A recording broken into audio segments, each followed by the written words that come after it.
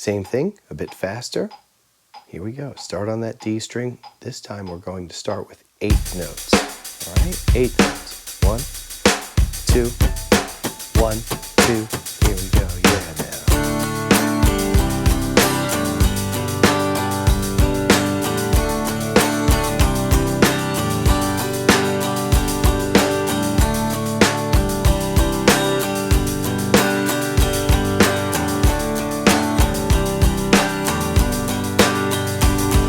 Now we are only an upstroke away from adding 16th notes, so how about we try that?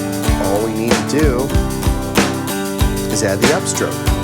I'll count through first while we continue to strum 8th notes. It's going to sound like 1 E and a 2 and a 4 E and a 1 E and a 2 E and a 3 E and a 4 E and a 1 E and a 2 E and a 4 E and a, let's go, let's add it. 3 E and a 4 E and a 1 E and a 2 E and a 3 E and a 1 E and a 2 E and a 3 E and a